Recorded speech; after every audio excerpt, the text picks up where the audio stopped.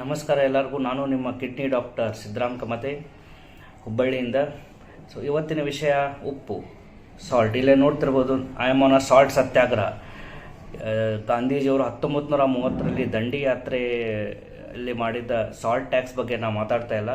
ಇದು different. Salt ಸತ್ಯಾಗ್ರಹ ಅಂದರೆ ಉಪ್ಪು ಮತ್ತು ಅದರಿಂದ ಆಗುವ ದೇಹದ ಮೇಲೆ ಆಗುವ ಪರಿಣಾಮ ಮತ್ತು ಕಿಡ್ನಿ ಮೇಲೆ ಆಗುವ ಪರಿಣಾಮ ಬಗ್ಗೆ ಮಾತಾಡ್ತಾ ಇದ್ದೀನಿ. ಸೊ ನಾರ್ಮಲಿ ಎಷ್ಟು ಸಾಲ್ಟ್ ತಿನ್ಬೇಕು ನಾವು?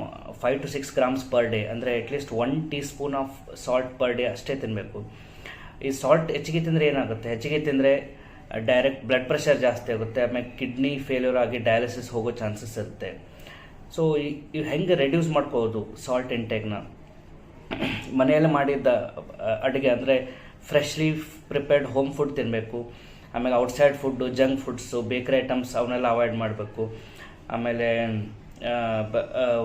ಟೇಬಲ್ ಸಾಲ್ಟ್ ಅಂದರೆ ಡೈನಿಂಗ್ ಟೇಬಲ್ ಮೇಲೆ ಇಟ್ಟಿರ್ತೇವಲ್ಲ ಸಾಲ್ಟ್ ಕಂಟೈನರ್, ಆದಷ್ಟನ್ನ ಅವಾಯ್ಡ್ ಮಾಡಿ ಅದ್ರ ಮೇಲೆ ಉಪ್ಪು ಹಾಕೋಬಾರ್ದು. ಆಮೇಲೆ ಪಿಕಲ್ಸ್, ಪಾಪಡ್, ಆ ಥರ ಸಾಲ್ಟಿ ಐಟಮ್ಸ್ನ ಆದಷ್ಟು ಕಡಿಮೆ ಮಾಡಬೇಕು.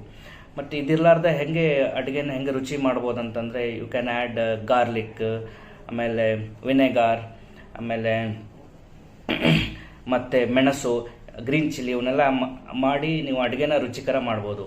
ಸೊ ನೀವು ಎಲ್ಲರೂ ಇದರಲ್ಲಿ ಭಾಗಿಯಾಗಿ ನೀವು ಸಾಲ್ಟ್ ಸತ್ಯಾಗ್ರಹದಲ್ಲಿ ಭಾಗಿಯಾಗಬೇಕಾಗಿ ನನ್ನ ವಿನಂತಿ. ನಮಸ್ಕಾರಗಳು.